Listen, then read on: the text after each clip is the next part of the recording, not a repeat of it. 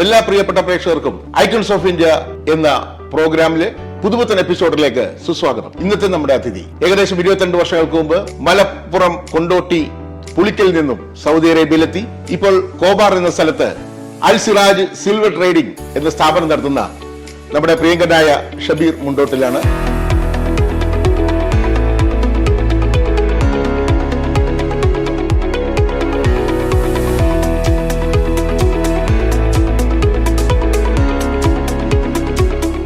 Shabeer Mundottil sir, icons of ഇന്ത്യയിലേക്ക് സ്വാഗതം.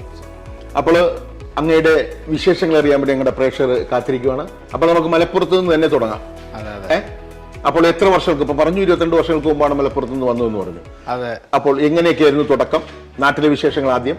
തുടക്കം എൻ്റെ ഫാദർ ഫാമിലി എല്ലാവരും ഇവിടെ ജിദ്ദയിൽ സ്ഥിര താമസക്കാരായിരുന്നു. അങ്ങനെ ഞാൻ സ്കൂൾ പഠനം പൂർത്തിയാക്കി. സ്കൂൾ പഠനം എവിടെയായിരുന്നു? സ്കൂൾ ഏതായിരുന്നു? സ്കൂളൊക്കെ ഞാൻ ജനിച്ച നാട്ടിൽ തന്നെ മലപ്പുറം പുളിക്കൽ സ്കൂളിൽ തന്നെയായിരുന്നു.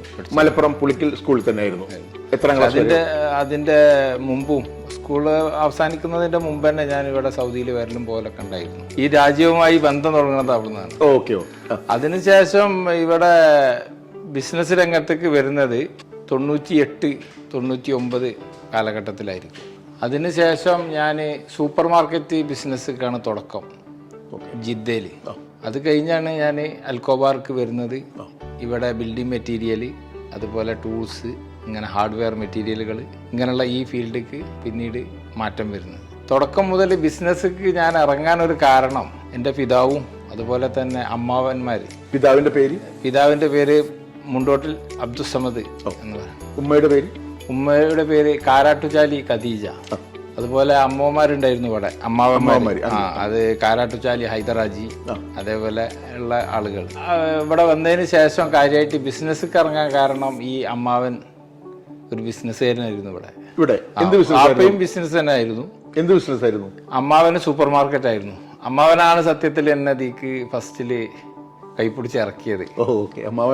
പിന്നെ നാട്ടില് അമ്മാവന്മാരൊക്കെ ബിസിനസ്സുകാരായിരുന്നു. അപ്പൊ ആ ഒരു ബിസിനസ് ചെറുപ്പം മുതലേ തലയിലുണ്ട്. അത് പിന്നീട് ഇവിടെ വന്ന് പിന്നെ സ്വന്തമായി തുടങ്ങി. അങ്ങനെ പിന്നെ ചെറുതായി അങ്ങനെ സ്റ്റെപ്പായിട്ട് വന്നു. പിന്നെ അനിയന്മാര് അവരൊക്കെ ഉദ്യോഗസ്ഥരായിട്ട് അങ്ങനെ പോയി. ഒക്കെ ഡോക്ടറേഴ്സും. അനിയന്മാരുടെ പേര് ഒരാളെ പേര് സൗദാണ്. അവൻ മെഡിക്കൽ ട്രസ്റ്റ് ഹോസ്പിറ്റലിലെ ഡോക്ടറാണ്, എറണാകുളം. Doctor Saud. അതേപോലെ ഒരു അനിയൻ ബോംബെയിലാണ്, MBBS ഒക്കെ കഴിഞ്ഞു. ഇപ്പം ഇതിന് നോക്കിക്കൊണ്ടിരിക്കുകയാണ്, MS സീറ്റിന് വേണ്ടിയിട്ട്. അവൻ്റെ പേര് ഷബീബ് മാലൂഫ്. പിന്നെ സിസ്റ്ററും ഡോക്ടറാണ്. അവളിപ്പോൾ MBBS എഴുതിക്കൊണ്ടിരിക്കുകയാണ്. അവളെ പേര് ഷെഫീല നസിരീന്. അപ്പോൾ 3 പേര് സഹോദരങ്ങളിൽ 3 പേരും. പിന്നെ ഒരു അനിയൻ ഇവിടെ ഉണ്ട്. അവന് ഇവിടെ ഒരു അമേരിക്കൻ മെഡിക്കൽ കമ്പനിയിലെ ഡയറക്ടർ ബോർഡ് മാനേജറാണ്. നല്ലൊരു പൊസിഷനിലാണ് അവന്. പിന്നെ വലിയ ജ്യേഷ്ഠൻ ഇവിടെ ഒരു സ്കൂളിൽ പ്രിൻസിപ്പാളായിട്ട് ജോലി ചെയ്യുന്നുണ്ട് ജിദ്ദയിൽ തന്നെ. അങ്ങനെയാണ് ഞങ്ങളെ കുടുംബം. പിന്നെ വൈഫ് 2 കുട്ടികൾ. വൈഫിന്റെ പേര് ആയിഷ റിഫാന. മോളുടെ പേര് ഷബ ഹാസിൽ. സയാൻ മുഹമ്മദ്. പിന്നെ പറഞ്ഞാല് എന്റെ വല്യാപ്പ, അതായത് ഉമ്മാന്റെ വാപ്പ, അവരൊക്കെ ഒരു കർഷക കുടുംബമായിരുന്നു.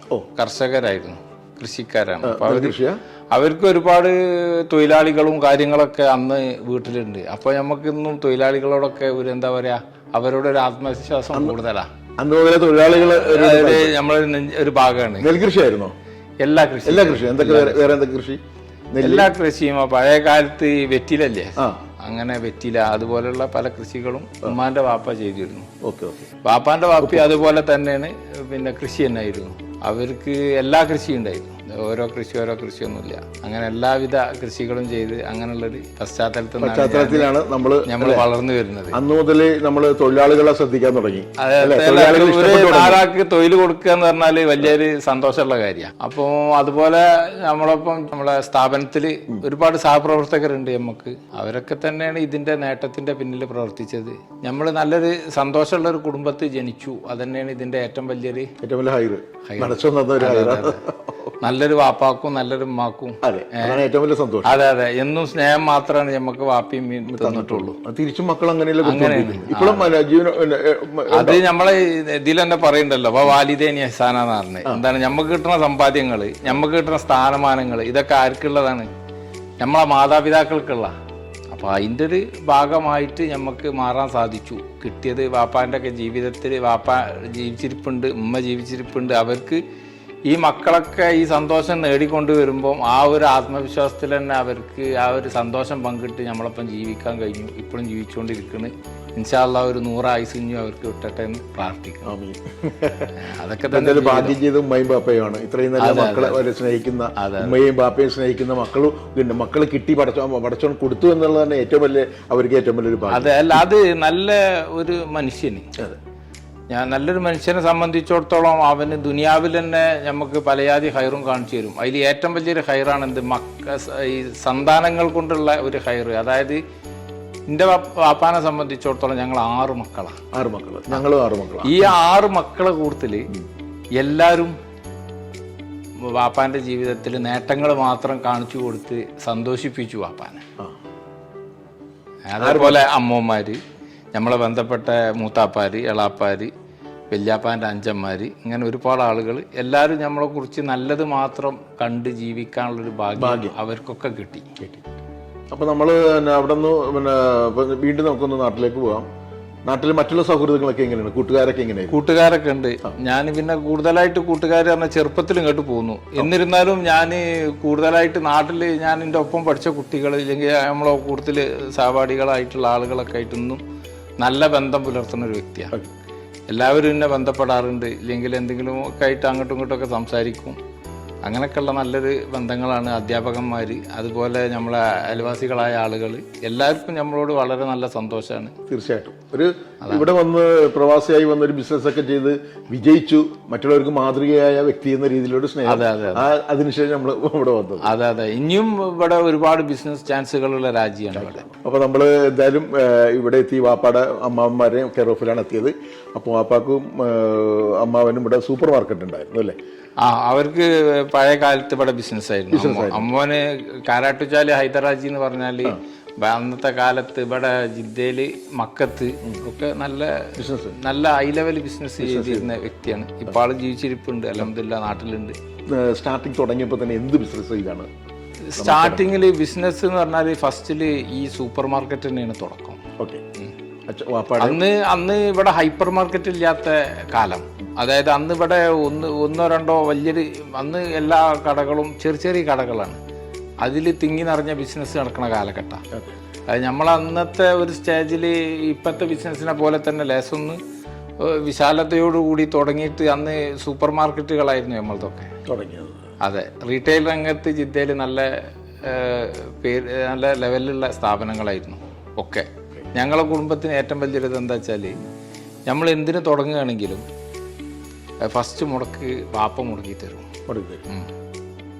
അപ്പൊ നമ്മൾ പിന്നെ അത് കൺട്രോൾ കൊണ്ടുവന്നാൽ മതി. നേരത്തെ പറഞ്ഞല്ലോ, അതെ അതെ, സന്തോഷം മാത്രമേ വാപ്പ തന്നിട്ടുള്ളൂ. അതെ അതെ അതെ, ജീവിതത്തിൽ സന്തോഷം മാത്രമേ തന്നിട്ടുള്ളൂ. അപ്പൊ നമ്മൾ സൂപ്പർ മാർക്കറ്റ് തുടങ്ങി.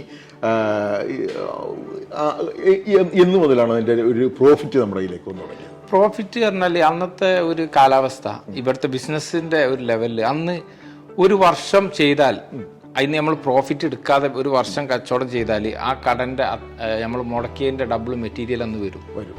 അന്നത്തെ സാഹചര്യം അങ്ങനെയാണ്. അന്ന് വളരെ സിമ്പിളാണ്. വാടക, അതുപോലെ എക്സ്പെൻസുകൾ, കാര്യങ്ങളൊക്കെ വളരെ വളരെ വളരെ കുറവാണ്, ഇല്ല എന്ന് തന്നെ പറയാം. ഇന്നത്തെ സാഹചര്യത്തിൽ എക്സ്പെൻസുകൾ നമ്മൾ എത്ര അമർത്തി പിടിച്ചിട്ടും കാര്യമില്ല, അത് എങ്ങനെയായാലും അടച്ചേ പറ്റൂ. അത്രയും കൂടുതൽ എക്സ്പെൻസ് വന്നതുകൊണ്ടാണ് ഇത്ര കൂടുതൽ കാശ് ഇൻവെസ്റ്റ് ചെയ്തിട്ട് ബിസിനസ് ചെയ്യേണ്ട സാഹചര്യം വരുന്നത്. പഴയ കാലത്ത് നമുക്ക് ചെറിയ ബിസിനസ് ആണെങ്കിലും ചിലവ് കഴിഞ്ഞാൽ ഒരു വിദേശി ആഗ്രഹിക്കുന്ന, അല്ലെങ്കിൽ ഒരു മലയാളി ആഗ്രഹിക്കുന്ന ഒരു ശമ്പളം അത് എടുത്തു വെക്കാൻ പറ്റും, ചെറിയൊരു കടയാണെങ്കിലും. ഇന്നത്തെ സാഹചര്യത്തിൽ നമ്മൾ ആ ശമ്പളത്തിന് പോകുമ്പോൾ നമ്മൾ കൊണ്ടുവന്നത് നഷ്ടപ്പെടുന്ന അവസ്ഥയാവും ചെറിയ മുടക്കായാലും. അപ്പോൾ നമ്മൾ എത്രത്തോളം കാശ് ഇൻവെസ്റ്റ് ചെയ്ത് ബിസിനസ് ചെയ്യണ്, അതിനനുസരിച്ച് ഡെവലപ്മെൻറ്റ് ഉണ്ടാവുള്ളൂ. അതിനനുസരിച്ച് പ്രോഫിറ്റ് വരും, കാര്യങ്ങൾ വരും. ഇപ്പം നമ്മളെ ബിസിനസ്സിലൊക്കെ പറഞ്ഞാൽ ഓരോ പലജാതി ബ്രാൻഡ് കമ്പനികളെയും ഏജൻസി ഞങ്ങളാണ് ചെയ്യുന്നത്. അപ്പം അതൊക്കെ നമ്മൾ മാക്സിമം എല്ലാ ബ്രാൻഡുകളും ഇറക്കി വെച്ച് അതിനുള്ള തൊഴിലാളികളും കാര്യം നമ്മളെ ഓരോ സ്ഥാപനങ്ങളിലുള്ള സർവീസ് ഉള്ള ജോലിക്കാരൊക്കെ ആ ഫീൽഡിൽ 27 വർഷം 30 വർഷമൊക്കെ പരിചയസമ്പന്നരായ മാനേജർമാരാണത് കൊണ്ടു നടക്കുന്നത്. പിന്നെ അക്കൗണ്ട് സെക്ഷന് അതിന് വേറെ ആളുകളാണ്. അങ്ങനെ ഓരോ സെക്ഷനും ഓരോ ആളുകളെ ഏൽപ്പിച്ച് ഇതൊരു ടീം വർക്കായിട്ടാണ് മുന്നോട്ട് പോകുന്നത്.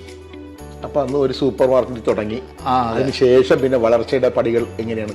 അത് വളർച്ചയുടെ പടികൾ പറഞ്ഞാൽ അന്ന് പിന്നെ 4 സൂപ്പർ മാർക്കറ്റ് ഉണ്ടായിരുന്നു. അതൊക്കെ 4 പിന്നെ 4 പിന്നീട് ആ ഫീൽഡ് നിങ്ങൾക്ക് അറിയാലോ.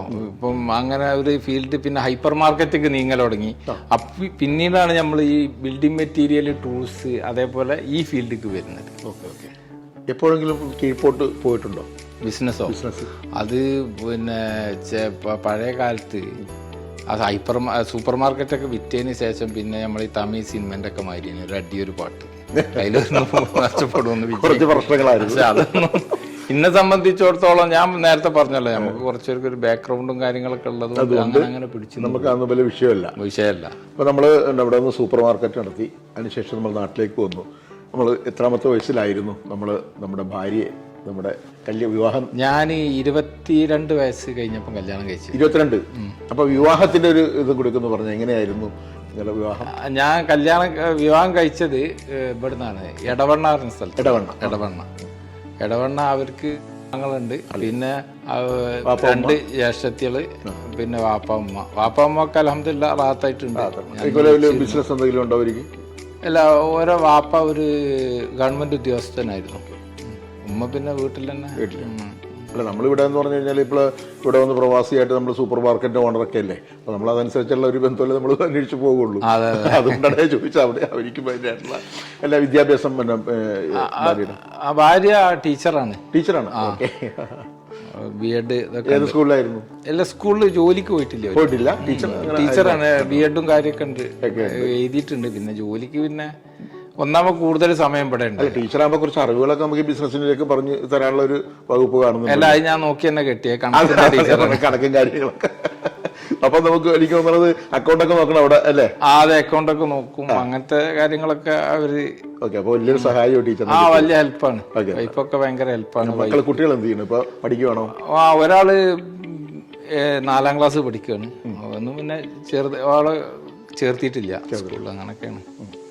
അവരിന് കൂടുതൽ ഒരു 2 ആഴ്ച 3 ആഴ്ച കഴിയുമ്പോൾ ഒന്ന് പോകും, പിന്നെ 2 മാസം കഴിയുമ്പോൾ വരും. അങ്ങനൊക്കെ പോയി വന്നു. കുടുംബക്കാരാണ് എന്തായാലും. നമുക്ക് നമ്മുടെ വീട്ടിലൊക്കെ വാഹനങ്ങളൊക്കെ ഉണ്ടാവും. എങ്കിലും സ്വന്തം കാശ് കൊടുത്ത് സ്വന്തമായിട്ട് വാങ്ങിച്ച ആദ്യത്തെ വാഹനം ഏതാണ്? ആദ്യം വാങ്ങിച്ചത് ഇന്നോവ ആയിരുന്നു. ഇന്നോവ. അപ്പൊ ചെറുതൊന്നും അല്ല, ആദ്യം ടോപ്പ് തന്നെ വാങ്ങിയല്ലേ? സാധാരണ എല്ലാവരും തുടങ്ങുന്നത് മാരുതിയിലേക്ക് തുടങ്ങണം. മാരുതി 800, അത് കഴിഞ്ഞ് കയറിയാണ് നേരെ ഇന്ത്യയിലേക്ക് കയറി പിടിച്ചല്ലേ? അല്ല, അതിന് അന്നൊക്കെ കല്യാണം കഴിക്കണ സമയത്ത് വാപ്പാന്റെ വകയാണ് വണ്ടിയൊക്കെ. ഇപ്പൊ അനിയന്റെ കല്യാണം ഉണ്ടായപ്പോ വാപ്പ ഒരു വണ്ടി കൊടുത്തിട്ടുണ്ട്. ശരി. അപ്പൊ ഓരോ കല്യാണത്തിന് ഓരോ വണ്ടി വാപ്പ സ്പോൺസർ. എല്ലാ കാര്യങ്ങളും വാപ്പയാണ് നിയന്ത്രിക്കുന്നത്. അത് നന്നായി. മക്കളെ ഇപ്പോഴും നിയന്ത്രിക്കുക എന്ന് പറഞ്ഞാൽ നല്ല കാര്യങ്ങൾക്ക് അല്ലേ? മക്കളുടെ ഉയർച്ചയ്ക്ക് വേണ്ടി വെച്ചിട്ടൊക്കെ നിയന്ത്രിക്കണം നല്ലതാ. ഇപ്പോഴത്തെ ഈ മക്കള് വാപ്പ ഉമ്മ ബന്ധം എന്നൊക്കെ പറഞ്ഞു കഴിഞ്ഞാല് ഇപ്പൊ ഇപ്പൊ സാറ് പറയണ കേട്ടിട്ട് നമുക്ക് ഭയങ്കര സന്തോഷം തോന്നുവാണ്. ബന്ധങ്ങളൊക്കെ അല്ല, ഇത് ഈ നമ്മളൊക്കെ കുടുംബത്തില് ഈ വാപ്പാന്റെയും ഇല്ലെങ്കിൽ ഉമ്മാന്റെയും ഒക്കെ ഈ ഒരു പിന്നെ ഓരോ തീരുമാനങ്ങൾ ഇല്ലെങ്കിൽ അവര് നമുക്ക് ചെയ്തു തരുന്ന ഓരോ കാര്യങ്ങൾ അവര് എല്ലാ മക്കളും ഇപ്പം ഞാനടക്കമുള്ള ഞങ്ങൾ ഈ 5 ആൺകുട്ടികളും ഒരു പെൺകുട്ടിയാണ്. അതെല്ലാവരും ഞങ്ങൾ വളരെ ക്ലിയറാക്കി അത് കാര്യങ്ങൾ ഉൾക്കൊണ്ട് വന്നതുകൊണ്ട് വാപ്പാക്കും വളരെ ഹാപ്പിയായി. കാരണം ഞാൻ പറഞ്ഞില്ലേ, ഇപ്പം ഈ 6 മക്കളെ കൂടുതൽ ഞാനല്ലാത്തവരൊക്കെ ഉദ്യോഗസ്ഥന്മാരാണ്, കാര്യമൊക്കെയാണ്. ഒരാൾ പ്രിൻസിപ്പാളാണ്. പക്ഷെ എന്നിരുന്നാലും വാപ്പാക്കും ഉമ്മാക്കും എന്നും ഹാപ്പിയാണ്. കാരണം നമ്മളെ നാട്ടിലൊക്കെ ഈ പിന്നെ കുറേ പണം ഉണ്ടായതുകൊണ്ട് കാര്യമില്ല, മക്കൾക്കൊരു ജോലി കാണിച്ചു കൊടുക്കാൻ പറ്റാതെ മനുഷ്യൻ ഇരുട്ട് തപ്പാണ്. കാരണം ഒരു ടീച്ചറായി ജോലി കയറണമെങ്കിൽ തന്നെ വിദ്യാഭ്യാസം ഉണ്ടായിട്ട് കാര്യമില്ല, അത്രയും വലിയ റിസ്ക്കും കാര്യങ്ങളൊക്കെയാണ് അതിൻ്റെ പിന്നിൽ. അപ്പോൾ ഇതിപ്പം എന്ന് പറഞ്ഞാൽ വാപ്പാൻ്റെയും ഉമ്മാൻ്റെയും ആ ഒരു പ്രാർത്ഥന, പിന്നെ ഞങ്ങൾക്കൊന്നും ഞങ്ങളെ വല്യാപ്പ വല്യമ്മ അവരൊക്കെ ഞങ്ങളെ വളർച്ച കാണാൻ ഒരുപാട് ആഗ്രഹിക്കുന്നതാണ്. അപ്പൊ കുടുംബക്കാർക്കും കുടുംബത്തിലെ എല്ലാ മെമ്പർമാരും ഉയർച്ചയിലേക്ക് പോകണമെന്നുള്ള ആഗ്രഹമുള്ള ആളുകൾ. പക്ഷെ അത് എല്ലാ കുടുംബങ്ങളിലും ഇല്ല കേട്ടോ. അല്ല, നമ്മളെ കുടുംബം എന്ന് പറഞ്ഞാൽ ഭയങ്കര കണക്റ്റഡ് കുടുംബം. അതെ അതെ. ഇപ്പോഴും നമ്മളെ വല്യാപ്പാൻ്റെ കുടുംബം ഇവരൊക്കെ ഇപ്പോഴും ഞമ്മക്കും വേണ്ടി എല്ലാത്തിനും പ്രാർത്ഥനകളും കാര്യങ്ങളും നമ്മളെ വളർച്ച കണ്ട് സന്തോഷിക്കുന്ന ഒരാളാണ്. അതുതന്നെയാണ് നമ്മളൊക്കെ വിജയത്തിൻ്റെ മെയിൻ ഘടകം. കാരണം നമുക്ക് ബിസിനസ് ചെയ്യുമ്പോൾ ഏറ്റവും വലിയൊരു ആത്മധൈര്യം എന്താ വെച്ചാൽ ഇത് പോയാലും നമ്മൾ കുടുങ്ങൂല, നമുക്ക് പിന്നിൽ ആളുണ്ട്. അപ്പം നമ്മൾ ചെയ്താൽ മതി. അപ്പം നമ്മൾ എന്ത് ചെയ്യും, മാക്സിമം ഇറക്കി ചെയ്യും. അപ്പോൾ ഞാൻ പറഞ്ഞില്ലേ, നമ്മൾ അത്യാവശ്യം നല്ലൊരു ക്യാഷ് ഇൻവെസ്റ്റ് ചെയ്ത് ബിസിനസ് ചെയ്യുമ്പോൾ അതിനുള്ളൊരു പ്രോഫിറ്റും കാര്യങ്ങളൊക്കെ വരും. പിന്നെ പരാജയം എന്ന് പറഞ്ഞാൽ അത് മനുഷ്യ സാഹചര്യം ഒന്നും ചെയ്യാൻ പറ്റില്ല. ജീവിതത്തിൽ മറക്കാൻ പറ്റാത്ത എന്തെങ്കിലും നമ്മൾ ഒരിക്കലും ചിലപ്പോൾ ഓരോ ആൾക്കാർക്ക് ഒരു അനുഭവം ഉണ്ടാവുമല്ലോ. ഇത്രയും വന്നു, അവിടെ വന്നു, ഇവിടെ വന്നു, സൂപ്പർ മാർക്കറ്റ് നടത്തി, ഇവിടെ നടന്ന് ഇത്രയും വലിയ വ്യവസായ സ്ഥാപനത്തിനുടമേ. ജീവിതത്തിൽ മറക്കാൻ പറ്റാത്ത പറഞ്ഞാൽ ജീവിതത്തിൽ എൻ്റെ വല്യാപ്പാര മരണം അതൊക്കെ എന്നെ വല്ലാതെ പിടിച്ചു കുലുക്കിയത്. നമുക്കൊരു വഴികാട്ടിയ ഒരു അതെ അതെ എന്നും നമ്മളെ എന്താ പറയുക, നമ്മളെ വളർച്ച മാത്രം കാണാൻ ആഗ്രഹിച്ച വ്യക്തികളായിരുന്നു. പാപ്പാൻ്റെ വാപ്പ, ഉമ്മാൻ്റെ വാപ്പ, അവരൊക്കെ. അതൊക്കെ വലിയൊരു വിഷമം തന്നെയാണ്. അല്ലാതെ ഈ ബിസിനസ് സംബന്ധിച്ചും ഇല്ലാന്നുണ്ടെങ്കിൽ മറ്റുള്ള കാര്യങ്ങളിലൊന്നും നമുക്ക് അങ്ങനെ. അതെ, ഇപ്പൊ ഈ ബിസിനസ് മാത്രമുള്ള മനസ്സിൽ അല്ലെങ്കിൽ വേറെ എന്തെങ്കിലും കലാപരമായിട്ടുള്ള കലാഹൃദയം വല്ലതും ഉണ്ടോ? കലാകാരന്മാരൊക്കെ ഇഷ്ടമാണോ? കലാകാരന്മാരെ ഇഷ്ടമാണോ എന്ന് ചോദിച്ചാൽ ഞങ്ങളെ 16 വർഷം മുമ്പ് വന്നപ്പോ പറഞ്ഞു